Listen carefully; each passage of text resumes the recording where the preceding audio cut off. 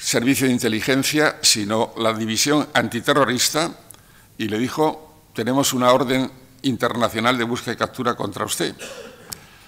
Si usted baja del avión, tenemos orden de detenerlo. Nos ha dicho el departamento del Foreign Office que por una vez hagamos una excepción y que consideremos que el avión, la cabina de un avión comercial, cosa que no está en el derecho internacional, es territorio israelí. Luego usted decidirá si baja lo detenemos, si se queda se vuelve en el vuelo siguiente. Y así sucedió. El general, muy razonablemente, se volvió a Israel.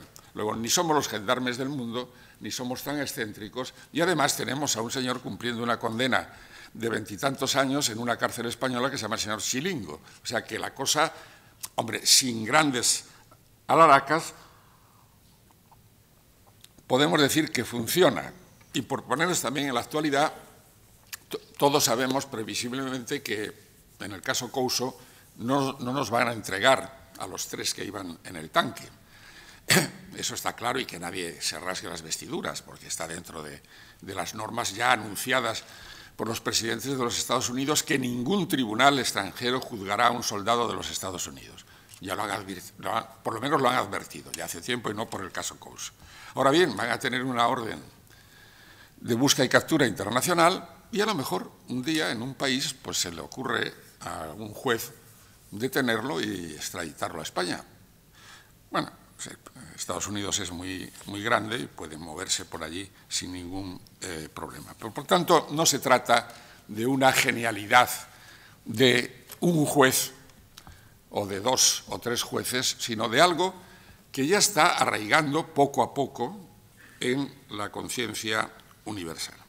Y es algo que, como es lógico, y yo lo digo siempre, si yo fuese ministro de Asuntos Exteriores, a mí no me agradaría ir a un país en donde la jurisdicción española estuviese actuando contra el primer ministro o contra un militar, porque diplomáticamente la situación, digamos, que es embarazosa. Por tanto, comprendo el desasosiego de los políticos. Ahora, una vez admitido el desasosiego, lo que no comprendo y no comparto y rechazo es que cercenen, con un poder de representación que tienen, unos valores que están dentro de lo que la Constitución española considera como valores superiores del ordenamiento jurídico, que es la justicia. Entonces, ya que se plieguen a presiones internacionales y reduzcan el nivel de persecución de la jurisdicción universal, pues ya eso incuestionablemente no lo puedo compartir, por mucho que ya uno a sus años pues se haya resignado a admitir la realpolitik. Pero bueno, por encima de la realpolitik creo que están los valores superiores del ordenamiento jurídico, y que a ellos debería atenerse el legislador español. En cuanto al tema de la retroactividad, que es una de las cosas que se le imputan al juez Garzón, pues también conviene leer el artículo 15.2 del Pacto Internacional de Derechos Civiles y Políticos, firmado por España, y firmado por España, curiosamente, 4 meses antes de la ley de amnistía. Yo lo achaco a que, como el Parlamento acababa de constituirse, no había servicios jurídicos y la mayor parte de los parlamentarios pues, procedían de otras profesiones, aunque casi todos son licenciados en Derecho. Pero debían haberse leído el artículo 15.2 del pacto que habían firmado porque habían querido, y que precisamente echa por tierra la ley de amnistía. Y no es porque lo diga yo en una interpretación sui generis o personalista, sino porque lo ha dicho el 18 de octubre de 2008 el Comité de Naciones Unidas encargado de fiscalizar el grado de cumplimiento que los países hacen del Pacto Internacional de Derechos Civiles y Políticos. Y ese comité que nos recomendó hace muchos años poner la doble instancia penal, por ejemplo, al que le hicimos caso, Ese comité, en esa fecha, y creo que lo va a reproducir en el siguiente informe, nos obliga a derogar la ley de amnistía. Lo dice textualmente. Por tanto, que no me digan que es una interpretación que hacemos un sector de juristas de una determinada tendencia internacionalista frente a un nacionalismo de la normativa española, que curiosamente aquellos que repudiaron y odiaron la ley de la memoria histórica ahora son sus principales defensores, o por lo menos la utilizan como argumento contra el juez Garzón, también sin habérsela leído. Yo no voy a hablar de ese tema porque eso es como dicen ahora los políticos, con unas expresiones un poco coloquiales, no toca. O sea, no, pero también convendría en algún momento hablar de lo mismo. Y cuando estamos en esto, pues empiezan a surgir alarmas en la comunidad internacional.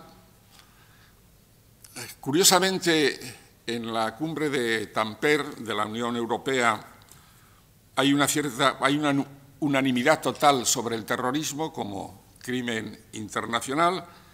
No se ponen de acuerdo en otras cosas y España sigue su camino. España se lanza a la palestra mundial con el caso Pinochet, que es un modelo que todos los juristas internacionales, que toda la comunidad científica internacional considera como la revitalización de la jurisdicción universal. Por cierto, que me llama la atención que mi sala no haya admitido a los juristas internacionales como testigos, por dos motivos. Primero, o porque es una exhibición poco elogiable de prepotencia, diciendo como en los viejos tiempos a mí no me da lecciones nadie sobre derecho internacional, o es un acto de temor a que los juristas internacionales pongan sobre la mesa las verdaderas dimensiones del caso que tienen entre sus manos. En los dos supuestos, la verdad que como persona que ha dedicado muchos años a esa sala me causa una cierta tristeza. Pero fijémonos en la reforma última del artículo 23.2, que tiene varias explicaciones extralegales. Algunos hablan que fue presión de Israel. Hay una entrevista, que es así que salió antes que Wikileaks, en el periódico, que la que quería ser primera ministra israelí, Tzipi Livni, con la que yo hablé cuando era ministra de Justicia en una visita a Palestina, le dijo a Moratinos que modificase la ley. Esa es una tesis. Yo tengo otra tesis más cercana. La tesis consiste en que en horas 24 se recibe el encargo de que hay que modificar urgentemente la ley, porque teníamos, además de eso, el caso del Tíbet y la secta Falun Gong, con China.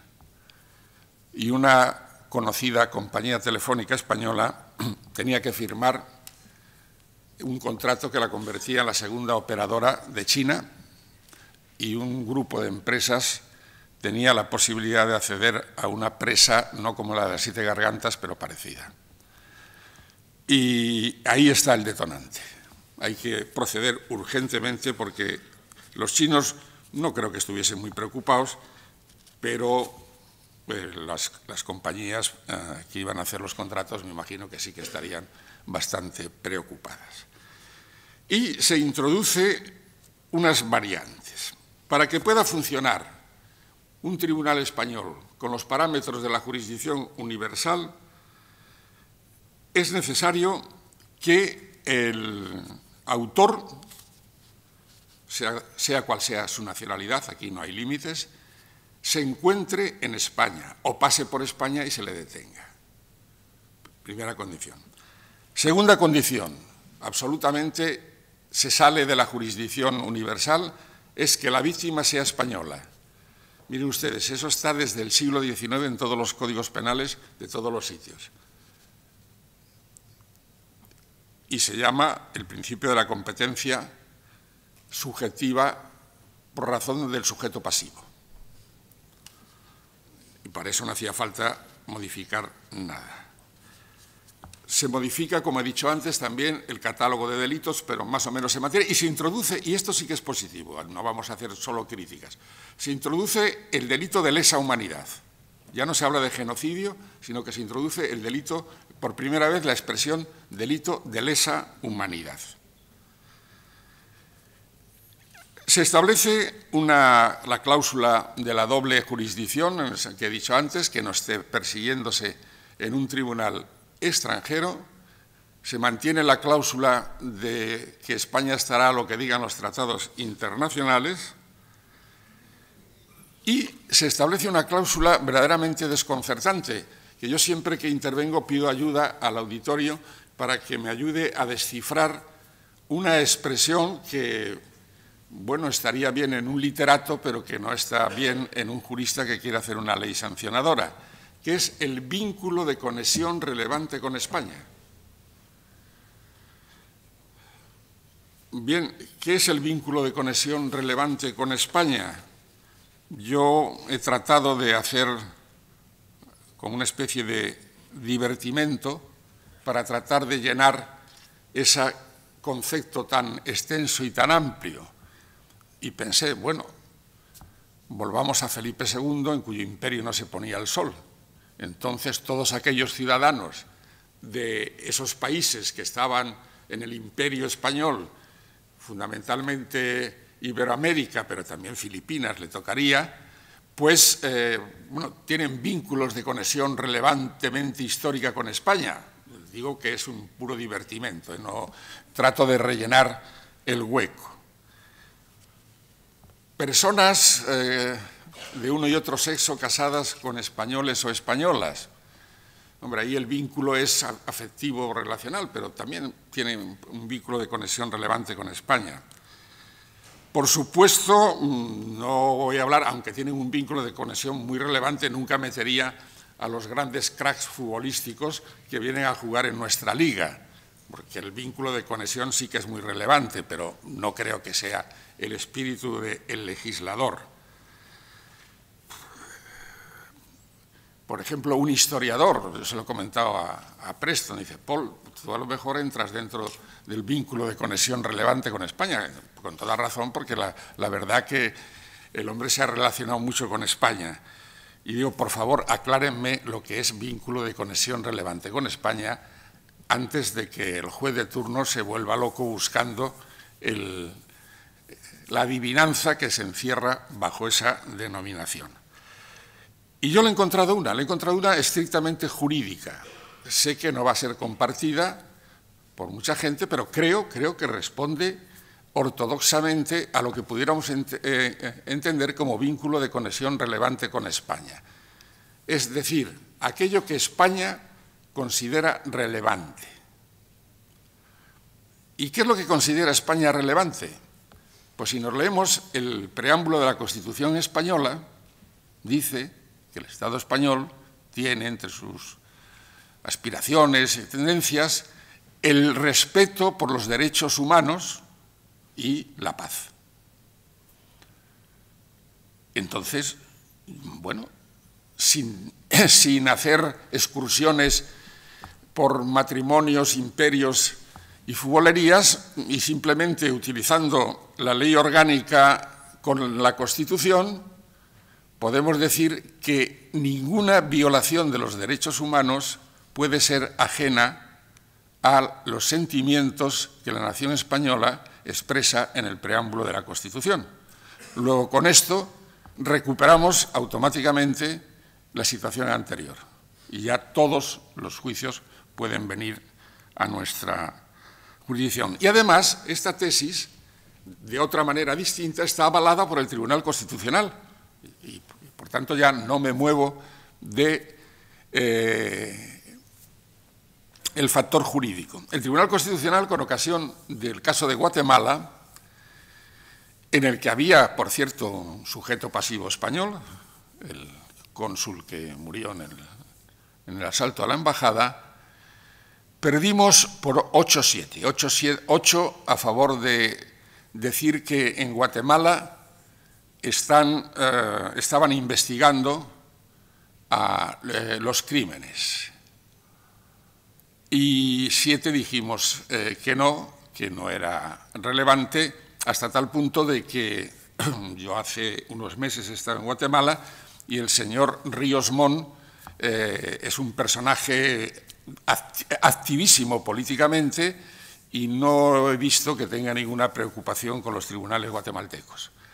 Entonces, eso no era cierto. Pero bueno, el Tribunal Constitucional tuvo la oportunidad magnífica y nadie le ha desmentido hasta el momento presente, ni él mismo ha rectificado. Y tomando como ejemplo al Lord Justice inglés, dice, mire usted, en términos para no extenderme, la jurisdicción universal es la jurisdicción universal, es decir, universal, sin límites. Todo siempre que se trate, por supuesto, de crímenes de lesa humanidad o que estén en el tratado.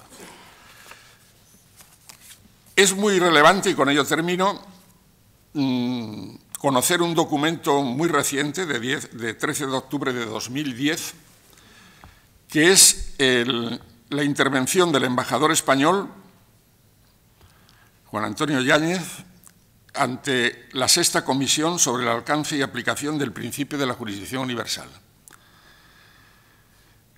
El embajador toma la palabra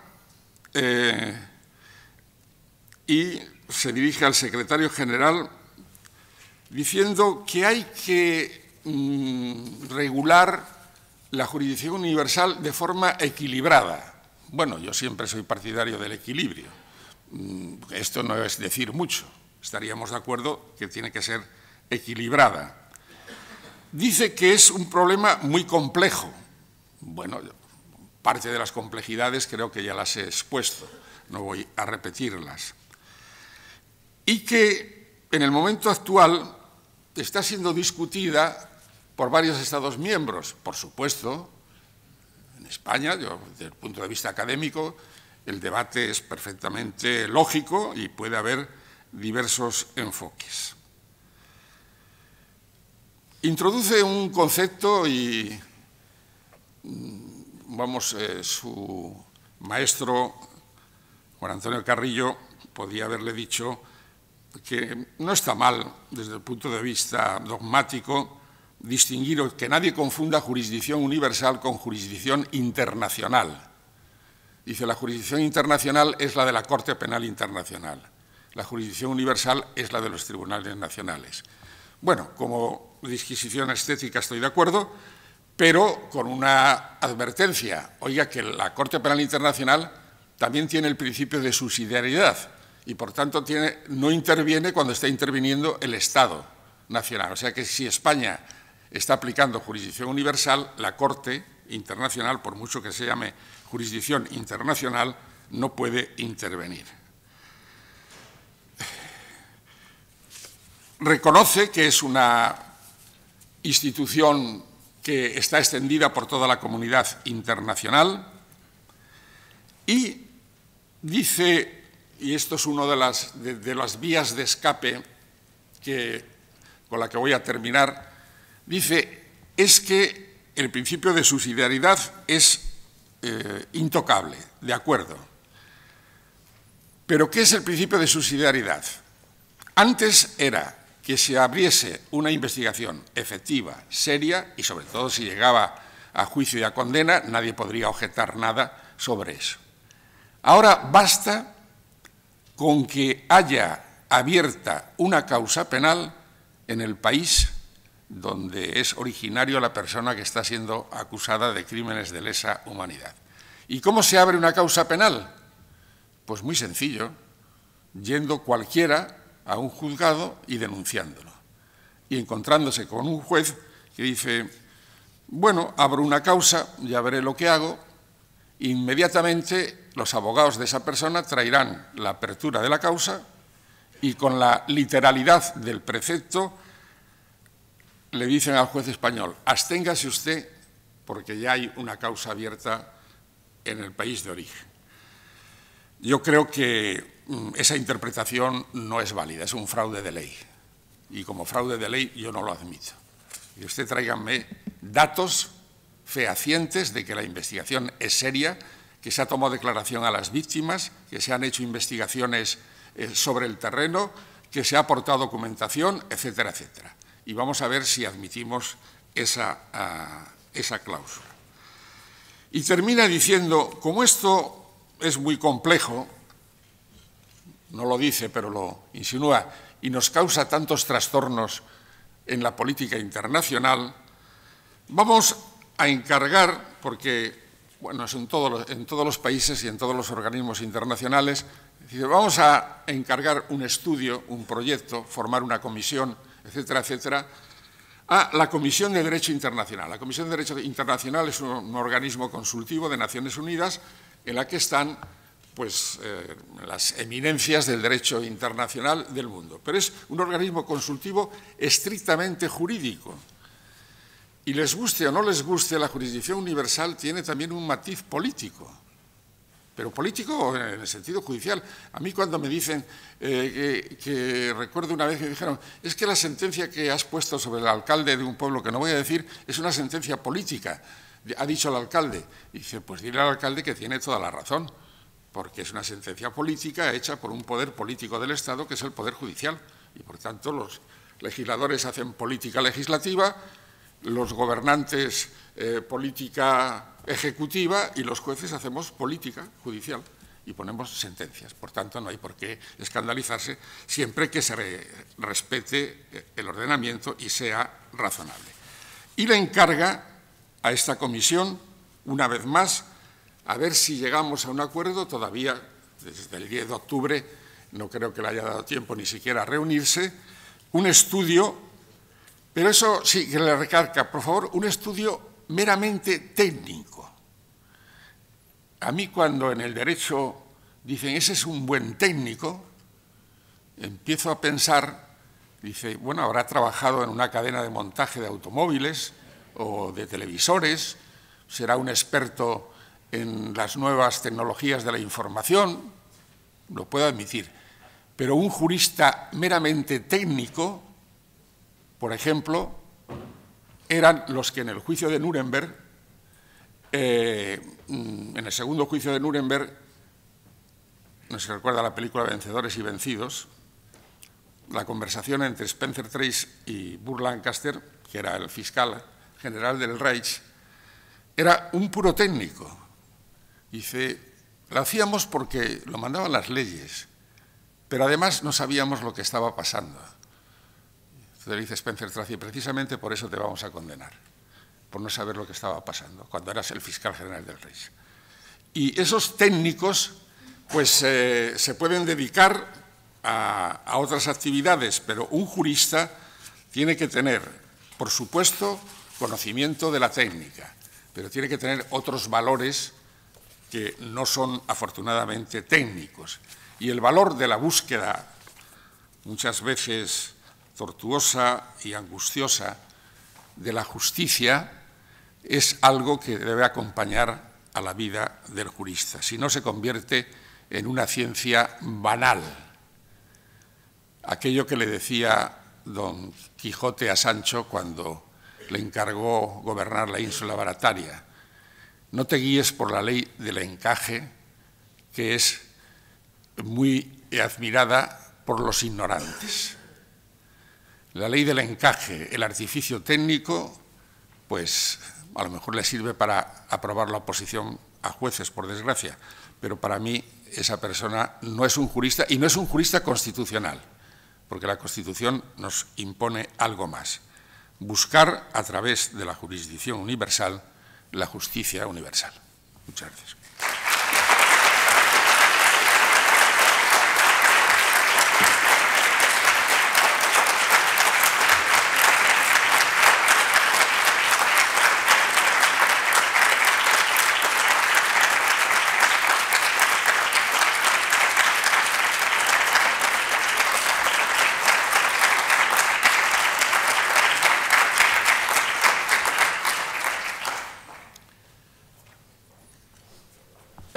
Sí, si estamos con tiempo, yo con mucho gusto. Es que tengo aquí una nota que esto es como las chuletas que le pasan a los actores, que te has olvidado del párrafo. Seguro que les suena, ¿no? del caso del auto de Garzón y la iniciativa argentina. Bueno, puede ser muy interesante que la iniciativa argentina siga adelante y se pida a España pues información sobre el asunto que lleva, creo que es una jueza argentina. Sobre todo cuando uno va por aquellos países, tienen, todavía además como están celebrando el 200 aniversario de la independencia, dice, es que vosotros os creéis que todavía estáis en la época de la colonia y os habéis metido en nuestro terreno y tal. Y entonces, pues, tenemos que contestarle, y además ahora cuando tratáis de poner sobre la mesa vuestra guerra civil y el genocidio en el sentido moderno que se produce, porque fue un genocidio hoy día admitido por la Corte, según la definición de la Corte Interamericana y del Convenio Americano, ellos ya en su ámbito no tienen duda de que el genocidio no es el genocidio de la Convención del 48 por razones de etnia. Es un genocidio de la persecución de un grupo por razones ideológicas, religiosas, de etnia, y por tanto aquí lo que hubo, y está en el en el bando de guerra de Mola, es el exterminio de todos los dirigentes de los partidos políticos, sindicatos, organizaciones que formaron parte del Frente Popular. Ese fue el objetivo. Y está diseñado, podría haber, pues me imagino que gallegos, catalanes, extremeños, hombres, mujeres, incluso alguno de las brigadas internacionales. Eso es, según el Tribunal de San José de Costa Rica, la Corte Interamericana, es el genocidio en su acepción verdadera, que es el que se hizo en Argentina, también extinguiendo a un grupo por razones ideológicas. El juez Garzón toma la iniciativa, voy a ser rápido porque ya el tiempo se nos echa encima, pero toma la iniciativa no en octubre de 2008, como algunos creen. La iniciativa viene de 2006. Desde 2006 hasta 2008, el juez Garzón está recibiendo denuncias de multitud de asociaciones de la llamada memoria histórica, que, no sé, con permiso vuestro, ¿por qué no cambiamos por memoria democrática? Porque la memoria histórica puede tener muchos... Es la memoria de la democracia perdida, que nos hizo retrasarnos otros 40 años, vamos, en esa cifra. Entonces, en 2008, hasta 2008, el fiscal Zaragoza no había hecho absolutamente nada, estaba encantado con que se estuviese investigando y se habían recopilado ya casi 10.000 folios, o sea que no era una cosa nueva. Ahora, en el 2008, justo casi coincidiendo con la entrada en vigor de la Ley de la Memoria Histórica, dicta el famoso auto, que tiene 3 partes, una dedicada a los crímenes de lesa humanidad cometidos por los golpistas, encabezados por el general Franco y después por una serie de 30 y tantos ministros y generales, y que no era, como decimos los juristas, numerus clausus, estaba abierto a todas las personas que pudieran estar relacionadas con el golpe militar. Por un delito de lesa humanidad. Hombre, 160 y tantas mil condenas, no todas ejecutadas, por supuesto, en consejos de guerra, y después los 114.000, que ahí no hay forma de ponerse de acuerdo, pero 114.000 documentados de ejecuciones extrajudiciales, al lado de los 3.000 de Chile y los 30.000 que se manejan en Argentina, creo que es una cifra espeluznante. Y que, por tanto, se trataba de un crimen de lesa humanidad. Dice, es que los autores han muerto. Sí, alguna idea teníamos de que habían muerto alguno de ellos. Pero, entonces, un técnico en derecho dice es que no se puede abrir una causa penal contra un muerto. Y cita un artículo que no solo debió leer, que dice que la muerte del culpable extingue la acción penal.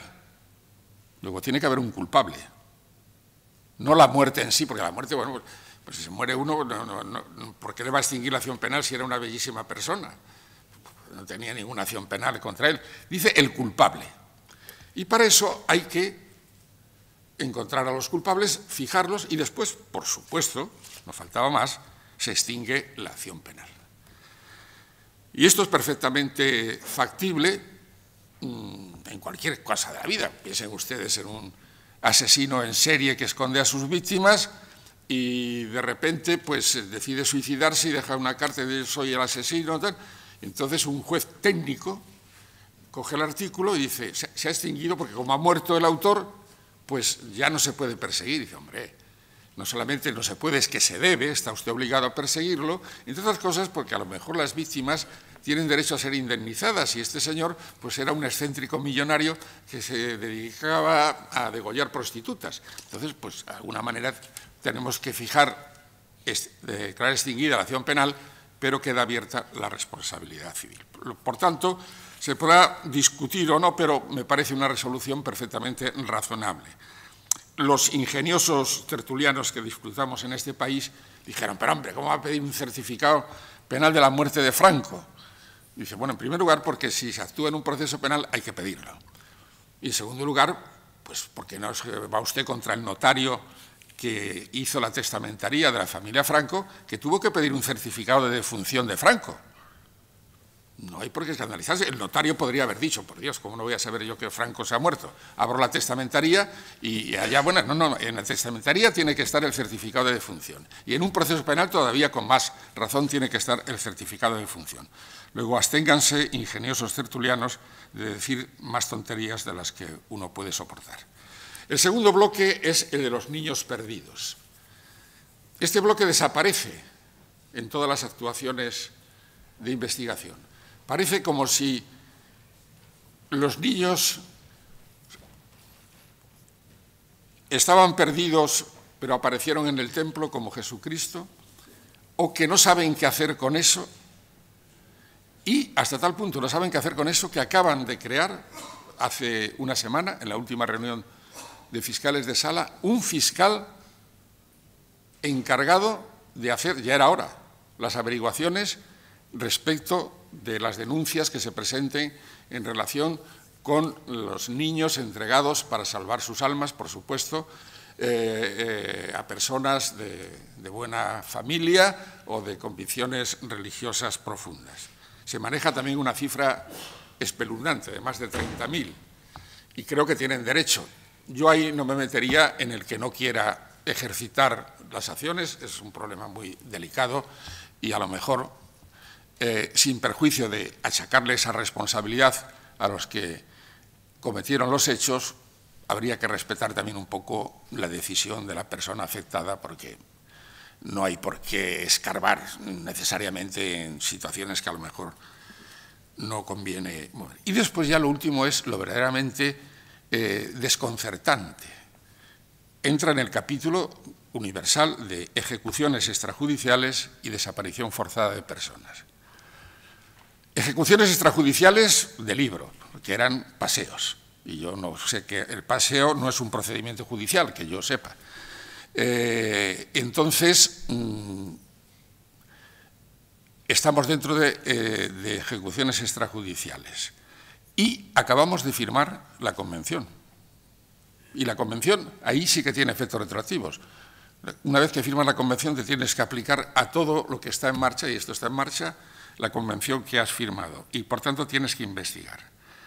Pero han salido unos sabios técnicos jurídicos que dicen, no, pero es que no ha habido, en la mayor parte de los casos, no dicen que en todos, no ha habido desaparición forzada, porque es que en los pueblos pequeños el viejo de la localidad, la mujer viuda, sabía dónde estaba enterrado su marido, luego no había desaparecido. Hombre, ingenioso argumento, ingenioso argumento. La verdad que es que esto de la técnica del derecho da para mucho. Y entonces dice, bueno, pero admite usted que fue ejecutado extrajudicialmente. Hombre, pero fue por rencillas familiares y tampoco hay que ponerse así, no tiene importancia. Y este es el punto en el que seguramente convendría escuchar a los juristas internacionales en el juicio, a ver qué opinan. Si la ejecución extrajudicial existe, ya es suficiente para aplicar la Convención, pero yo creo que además desaparición forzada sí, y una desaparición todavía más cruel, porque aquellos que de verdad no saben dónde están sus antepasados, que como decía Gortázar en una reunión que tuvimos en París, el rechazo del olvido, que son como sombras ambulantes a la búsqueda de su identidad perdida, estos señores era peor todavía, porque la familia sabía dónde estaban y sabían que si iban al cuartelillo de la Guardia Civil a denunciarlo, seguramente, ya en las épocas posteriores, no hay que dramatizar, seguramente se les abriría una causa por injurias al movimiento o por algo. Y no podían, sabiendo que estaba allí, no podían tomar ninguna iniciativa para sacarlo. Y ahora, pues ya vemos las dificultades que hay y sobre todo algo que me parece verdaderamente sangrante, que es que tengan que ser los propios familiares los que financien, salvo en Cataluña, que han hecho una ley especial, los que tengan que financiar con su dinero la apertura de las fosas. Creo que esto debía avergonzarnos a todos, cualquiera que sea la ideología que uno tenga. Es algo que, esto sí que hiere la sensibilidad de muchas personas. Alguien tiene que corregir urgentemente este dislate o este país continuará enfermo durante algún tiempo. Bueno, creo que ya te he contestado.